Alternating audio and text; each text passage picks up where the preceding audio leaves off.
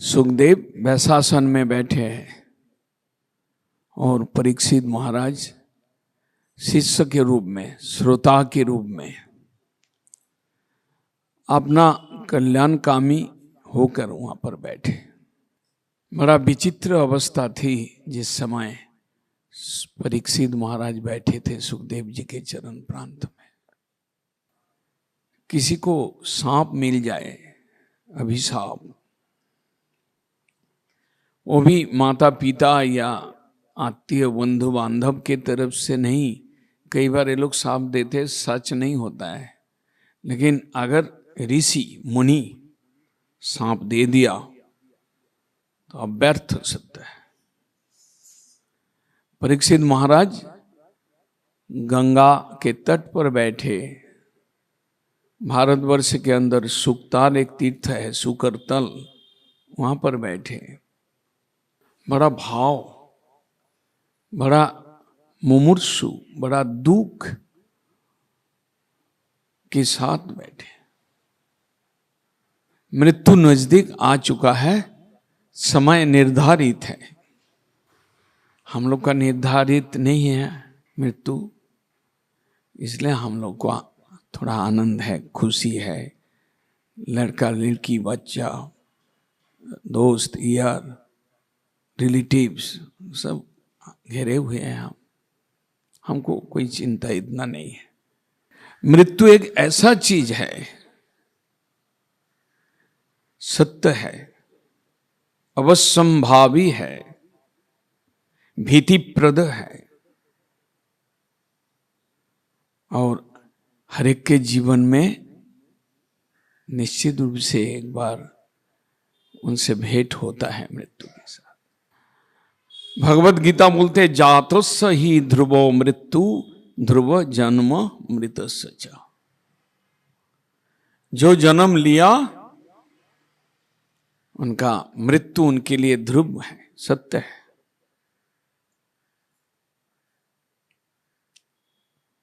और जाते समय कुछ शिक्षा देकर जाते हैं। हम लेते हैं, ग्रहण करते हैं या नहीं है, वो अलग बात है। निश्चित रूप से जाते समय जो कष्ट,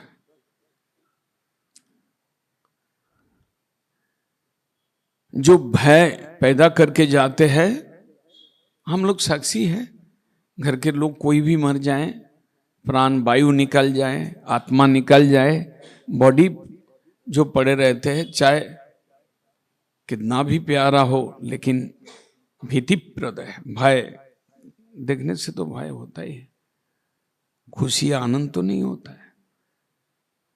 मृत्यु ऐसा एक चीज है, वो भय को ले जाते हैं, भय को साथ में ले आते हैं।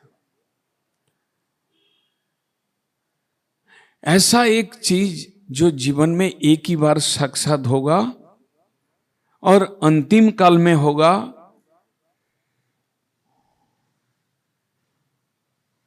उससे हम अगर कोई शिक्षा नहीं लिया तो हमारा दुर्भाग्य है।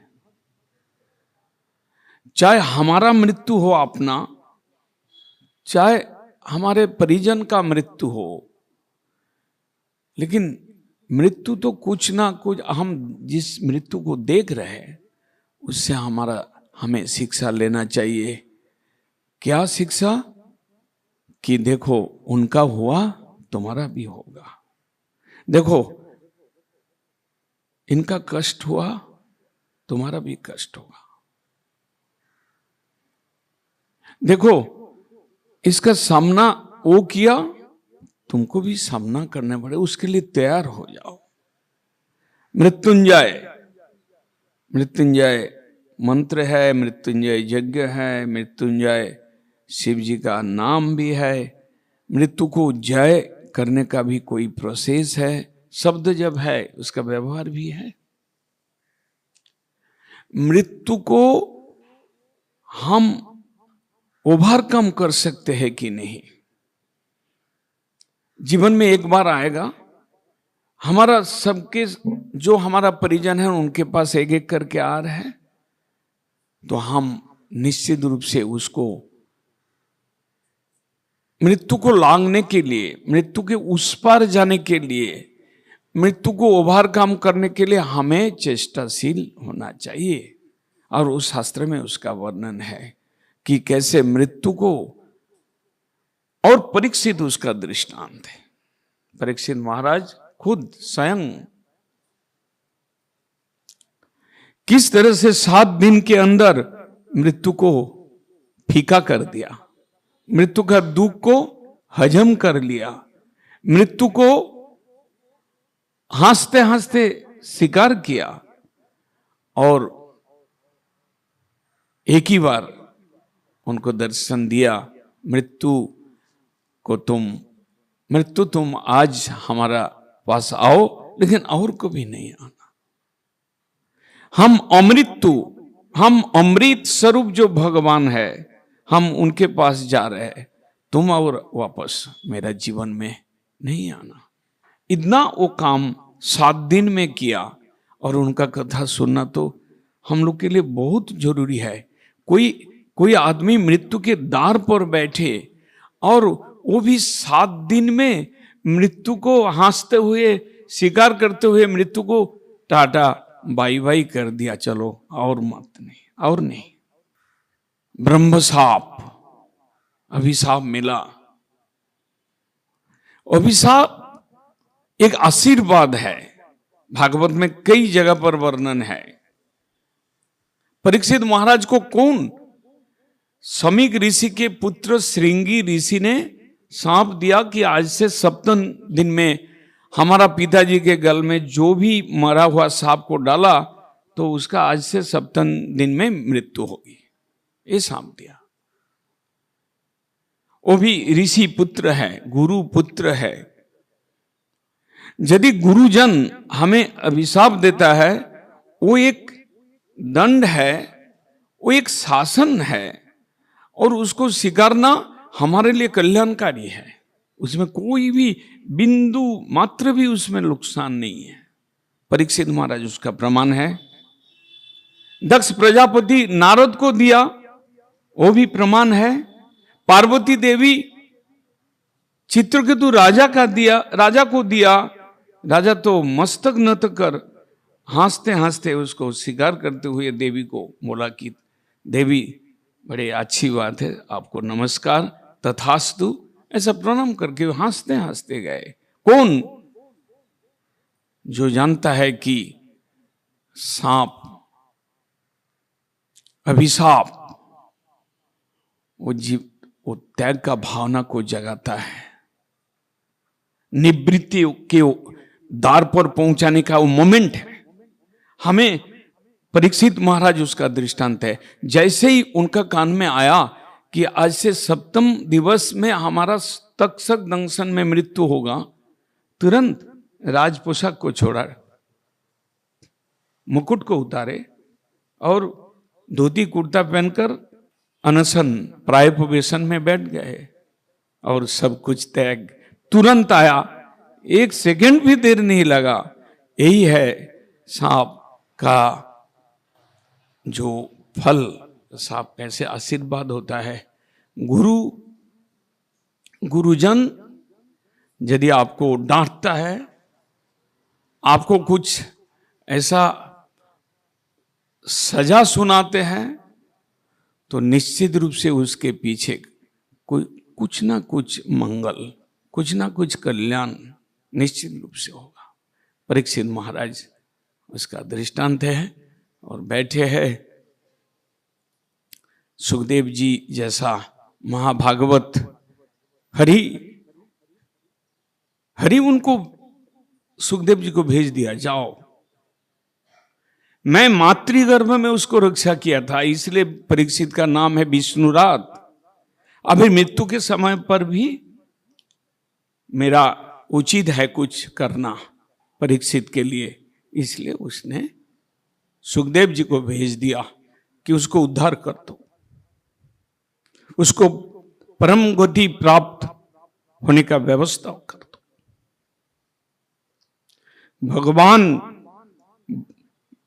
बादरयानी जो उनका पिता वेदव्यास थे वो भगवान है, सुखदेव जी भगवान बनकर उनके पास आए और बड़ा प्रशांत खुश होकर परीक्षित महाराज, गुरु शिष्य का संबंध ऐसे होता है, गुरु के प्रति शिष्य का विश्वास और शिष्य का गुरु के प्रति दृढ़ता, श्रद्धा, वो जहां पर ये संबंध हो तो ऑटोमेटिक शांति अपने आप ही आ जाता है। जिस समय पंच पांडव कृष्ण के सहारा में महाभारत का लड़ाई जीत लिया, सिंहासन, हस्तिनापुर का सिंहासन उनके पास आ गए, तो थोड़ा ही दिन में पंच पांडव तो राजभोग में सिंहासन सुख, बैठने का सुख भोगने का तो दिल नहीं था। जो लोग कृष्ण भक्त होता है उनका दिल कभी भी भोग की तरफ नहीं जाएगा, यदि आप सच्चा भक्त है। और दिखावा भक्ति है, तिलक माला है, हाथ में बड़ा डिजाइन किया हुआ आपके झोला है, तो ऐसा भक्त तो बहुत ही है। तो उनको, लेकिन अगर पंच पांडव जैसे शरणागत भक्त, कृष्ण ही को शरणम, ऐसा अगर भक्त हो तो उनमें कहाँ राज सुख भोगने का उनका कहाँ रुचि रहेगा। उनको तो जला जला कर उनको पक्का गोल्ड, सोना 100% प्योर गोल्ड बना दिया स्वयं कृष्ण ने। जो जिंदगी में दुख दिया, शरणागत होने के पश्चात 20 पान कराने का, दुर्योधन के तरफ से 20 पान, जतुगृह दाह, दुर्वासा को वनवास के समय पर भेज देना खाने के लिए, ये और पासा दूतों कीड़ा हुआ, उसमें हार, ये सब चीज जो है दुख झेलते झेलते झेलते झेलते हृदय साफ होता है। दुख एक भगवान का सृष्टि है। दुख एक परम बंधु है। आपके अंदर, आपके हृदय में आग लगा देगा, इधर को जला देगा। उसके अंदर जितना, हृदय के अंदर काम, क्रोध, लोभ, वासना, कामना, ये जितना ईर्षा, देश, सब कुछ उसको जला के राख कर देगा।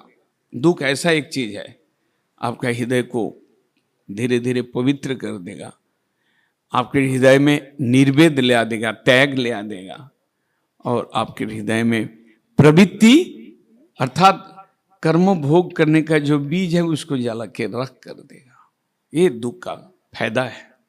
परीक्षित महाराज को सिंहासन में बैठा के ये लोग उत्तर दिशा में प्रस्थान किए, स्वर्ग के ओर, वैकुंठ के ओर प्रस्थान किए। और कुछ ही दिन में उनका वो मृगया करने गए, उसमें रास्ते में मिल गया, एक पैर में खड़े हुए एक वृष, सांड, और एक गाय, गौ माता धरित्री देवी रो रहे हैं। वृष को एक शूद्र राजा बनकर आया, उसको चाबुक मार रहे हैं, दोनों ही रो रहे हैं। परीक्षित महाराज जब गए, देखा ये दृश्य, तो बोला ये क्या हो रहा है। राजा को पूछा, तुम कौन हो? मैं तो इस देश का राजा है, तुम कौन हो?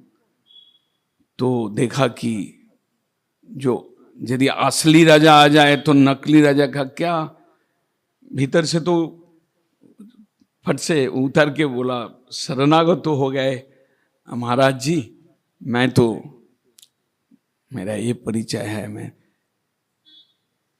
वास्तव में वो कली आ गया राजा के रूप में।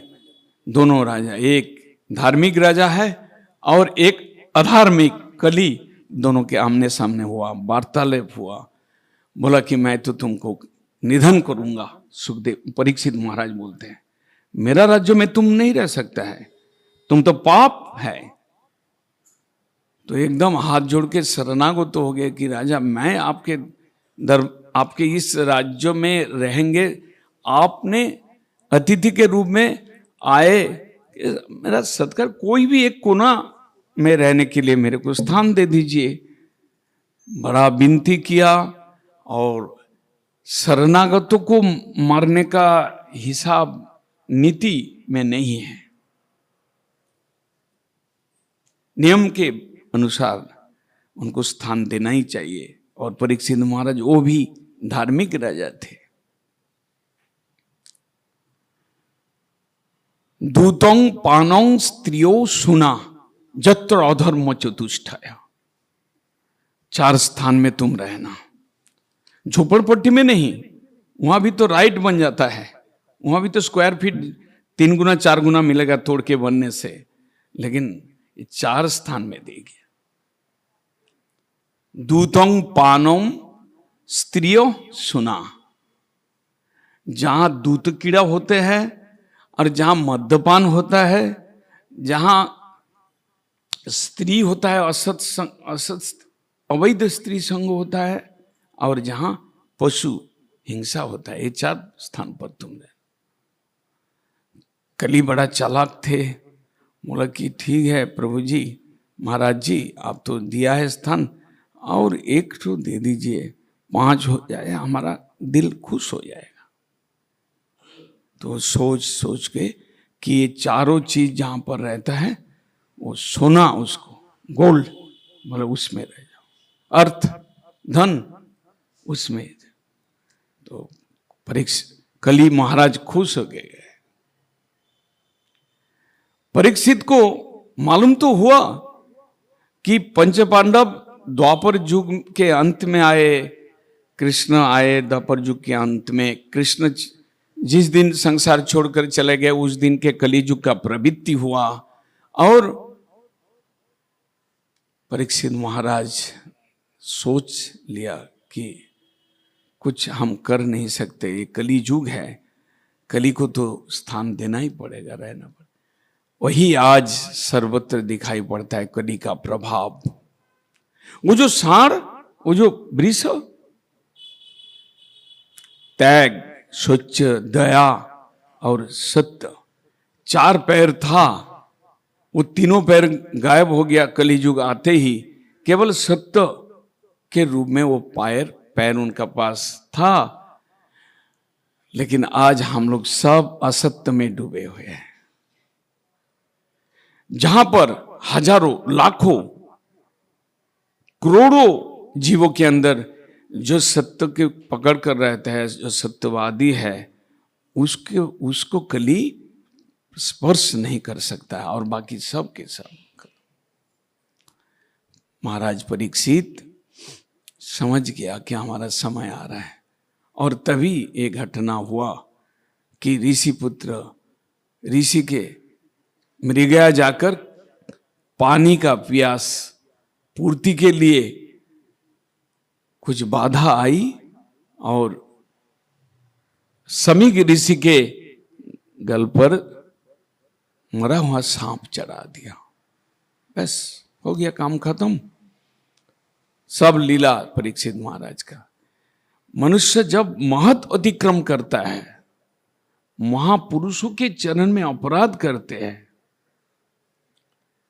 तो उसका और कुछ गुण नहीं बचता है, उसका जो भी गुण होता है वैनिश हो जाता। परीक्षित महाराज सांप डालकर वो तो वहां से चले गए। भीतर में तो भाव आया कि हमारा से काम अच्छा नहीं हुआ। वो वापस आ सकते थे, ऋषि के पास आकर क्षमा मांग सकते थे, लेकिन भगवान का इच्छा भी तेज था कि ऐसा होना ही है। और परीक्षित महाराज भी सोचा कि हम ऋषि के पास जाएंगे, लज्जित करेंगे, ऐसा उचित नहीं है। और ये भी समझा कि कली को हमने जो स्थान दिया केवल अज्ञ व्यक्ति के प्रति काम करेगा, जब बुद्धिमान शास्त्रज्ञ तत्वज्ञ होगा उसके ऊपर कली प्रभाव विस्तार नहीं कर सकता। एक कंडीशन था, एक भावना था। और परीक्षित महाराज का जो कुछ भी हुआ, बाद में प्रायपवसन में बैठे मुनि ऋषि राजन्य वर्ग और कितना अपना जो प्रजा लोग, धार्मिक प्रजा लोग सब एकत्रित होकर कई हजार लोग उस गंगा के तट पर बैठे। और परीक्षित महाराज, एक तरफ दिल में दुख है कि मैंने अच्छा काम नहीं किया, मेरा मृत्यु असमय पर आया और जल्दी ही आया, ज्यादा देर नहीं है, ये भी दुख है। और दूसरा सुख ये भी है कि ऋषि का अभिशाप आशीर्वाद के कारण बनता है और उनके कृपा से आज हमें इतना भक्त, इतना ऋषि मुनि और साक्षात गुरु ईश्वर गुरु रूप से मेरा सामने आ गया। ये आनंद